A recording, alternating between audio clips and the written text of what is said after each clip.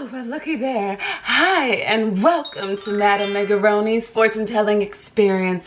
Come on in, have a seat. Closer, closer as we take a look into my magical crystal box and take a gaze into your future. Now, darling, tell me what it is that you see. Ah, so you see it too. It looks like in the near future there's going to be a new episode of Megan's Music Mondays. Hold tight. Yep, that's right. Welcome to another episode of Megan's Music Mondays. And happy Halloween, guys. Yes, I dressed up as one of my old little gypsy outfits just for you. So many costumes in my closet. And speaking of so many great albums dropped last Friday that I have to share a couple of my favorites with you. Let's do this. Alright guys, I hope you didn't expect me to stay in that outfit the entire time. Was not happening. Okay, but let's get into this as I said. So first things first, let's do like we did the previous week and start this episode with OverDoz's new album, 2008. You see this smile? I'm so freaking happy right now. Alright guys, as I said before, OverDoz has been teasing us with this 2008 album for years now. I'm so happy that they finally dropped it and has given us something to end 2017 on a high note. Because guys, this album is 16 tracks and it is so well worth it. They still got Kent harmonizing and singing and blessing us on these tracks. You still got June and P rapping their asses off. And you still got Creamy with the jokes and the skits. It's same old OverDoz. And I cannot stress how important that is because you know some people go away from the music scene for a while and they try to make a comeback and it doesn't really work for them because the same groove isn't there anymore. No, these men hop right back to it and it's the same feel, the same energy, the same good quality of music and videos. I'm just so proud of them and I cannot wait for them to go on tour. Please, OverDoz, if you're watching this, please, for your girl, go on tour so I can get an updated picture of us. I am ready to dust my soul in front of y'all per usual. But let's get into these tracks because as I said, there's 16 of them and guys, when I mean they roll right into one another perfectly to the fact that you just don't want to skip anything, I mean it. So there are a couple songs on here that I'm already familiar with because they've been out for a while now and they've already dropped videos to them. That's gonna be Fuck Yo DJ, Rich White Friends, and Last Kiss. And then also their song District, which is their single from the album so far. So you do have a couple songs that you've already been vibing to at least. But then you have the rest of the album and it's just a straight eargasm. They start this album off with a boom, not to play puns with their last album, but guys, track number 1, Kush and Red Wine, what? The minute it hits, you're like, hey, hey, hey, at least I am. And oh my God, if June did not bless us with my favorite line for 2017, he states in his verse, like Mary J, we always keep it crunk up in the dusttery. Tell me that shit wasn't fire. Tell me it wasn't. He said dusttery. Dustery. I will say something different that I really enjoy about this album is they kind of take a more serious note towards the end with their 2 songs, Manifesto and 10 Million. And I think overall my favorite track is gonna have to be Karma. I always fall in love with those slow ballads that they're able to do, just like Baby Steps on their previous album, Boom. I killed that song, just like I'm killing Karma right now. Oh, and if you like their song Function from Live For Die For, you're going to love this new song House Party on 2008 because it gives you those same feel-good vibes. You can cruise to it, get ready, like you're about to go to a party, have fun with your friends, all that good shit. And still in the middle, the skit surprised me with Creamy when he was like, man, I went to sleep over. Y'all done ruined my night. I was trying to sleep here. And then it resumes to the song.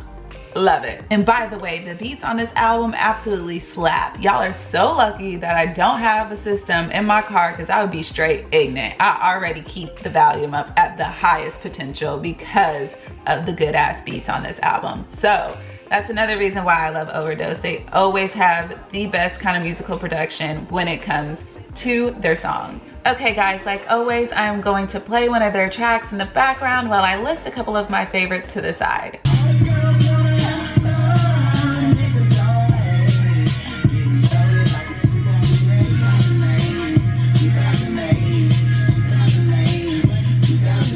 Alright guys, that's gonna wrap up OverDoz because I can honestly spend all day on them. So please guys, go take a listen to their album, go watch their music videos. They're just fucking awesome. And follow them on Instagram because they're hella cool. They'll follow you back and they'll talk to you and all that good stuff. Just real humble dudes, love them. All right, the next album that we're gonna be talking about today is going to be Ty Dolla $ign's Beach House 3, another album that I've been highly anticipating. All right guys, you already know how I feel about this man and his music and how I've been waiting for this album because week by week, he's been dropping little gems with singles such as Dawson's Break, Message in a Bottle, and So Am I. So, thank goodness this album finally dropped because there are so many other good tracks on here. Now, I'm not gonna lie, at first take, when you look at how long the album is, 20 tracks, you're like, whew, that's a lot to get listening to. But when you actually start playing the album, he's got this whole cinematic feel to it where that literally rolls into the next song perfectly with the different sounds and the beach waves or the violins, whatever it is, it's rolling through the next song to the point where you don't even know if it's on the next song or not.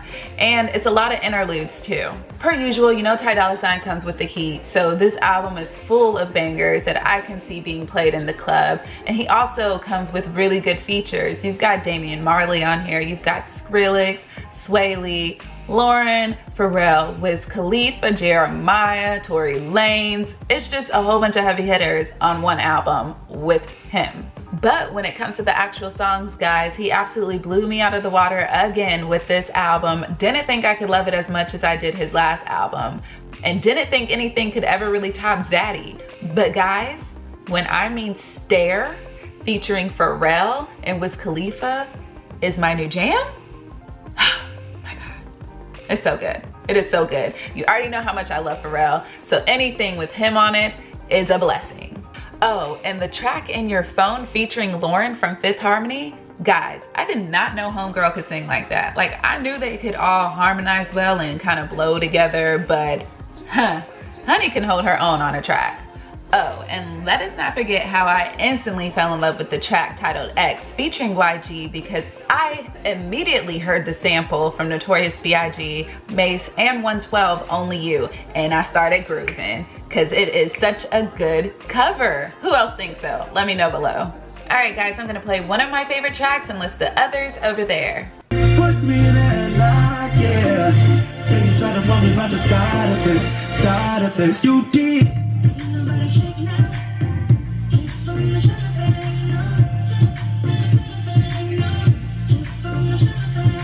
Alright guys, last but not least is one of my personal faves. I've been a longtime fan of this man, seen him live 2 or 3 times now, and he just deserves so much respect as a rapper and a hip-hop artist in this game, and I feel like a lot of people don't really be on him, and I don't know why, because he is freaking amazing. I am talking about Big Krit and his new album, Forever Is a Long Time.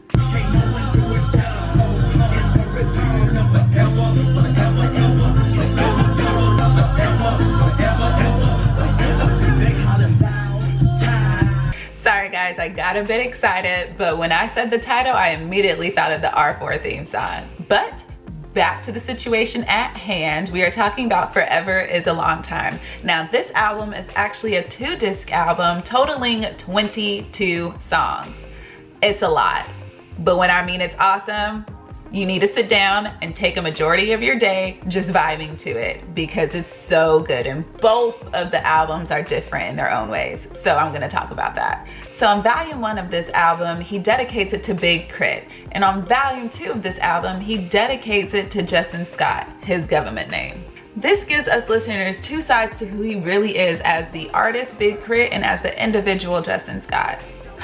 It wouldn't be a Music Monday if my camera didn't die on me, guys, per usual, but I need to finish what I had to say about Big Krit, so here we go. As I was trying to wrap up my thoughts on this being a 2-volume album, I think this concept is brilliant, and I think it's important that artists do let their listeners know that, yeah, I'm human too, I'm not just my alias.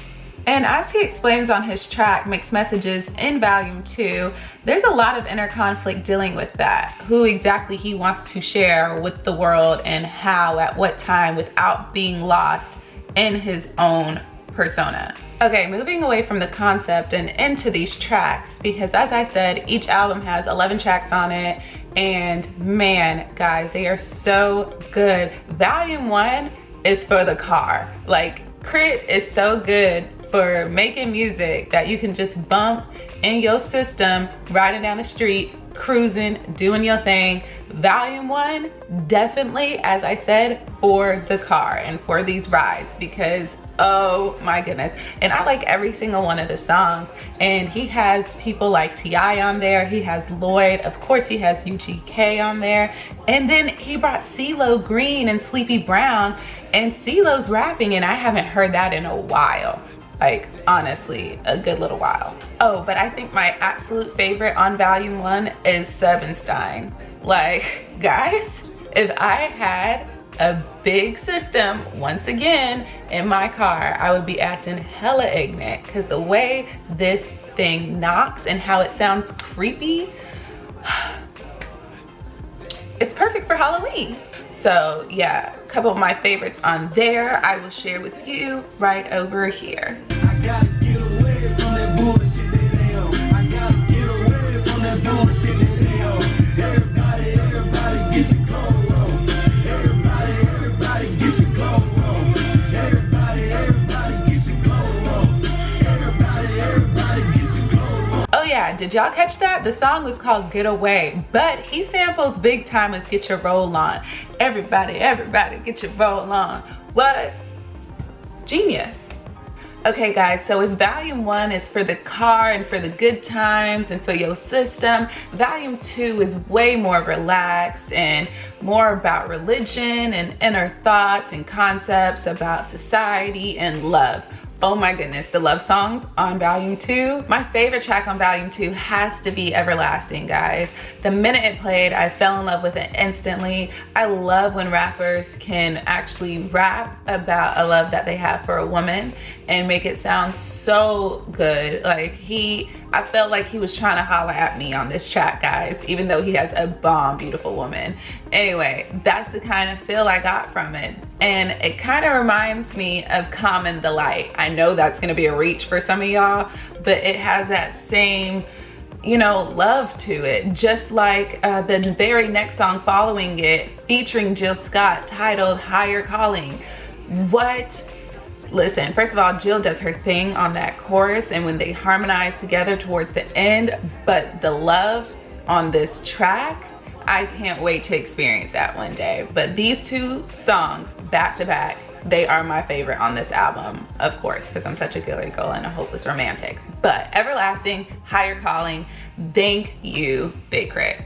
Thank you. Other than that, I really love what he's preaching on the very last track called Bury Me in Gold. Guys, I know he said he hasn't gone to church in a while and he was losing out on faith, but no, he is preaching on Bury Me in Gold. As he's saying, you know, all these earthly things, they don't matter. None of that matters until we get up to our Heavenly Father and he can have it all. You can just bury me in gold because I would give it all to him. None of this that we're trying to obtain in life is important. None of it. It's just so refreshing to have an artist who's out there in the limelight like he is actually use his platform to talk about his religion, and like his song says, keep the devil off me. I don't got time for this. Let me get my glow on. Let me get my shine on. Let me talk and praise about the Lord.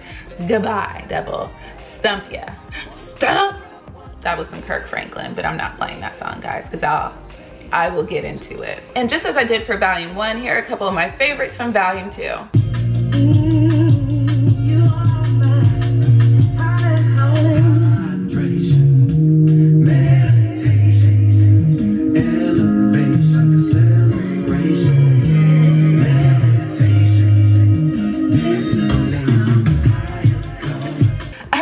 That wraps up another episode of Megan's Music Mondays. Please make sure that you hit that subscribe button below so that you can watch future episodes to come. Also, give me a thumbs up if you like this video, and make sure that you comment. Go ahead and talk to me below. List your favorites from these albums if you're listening to them, or just share more music with me, because remember, sharing is caring. All right, guys, see you next week. Bye.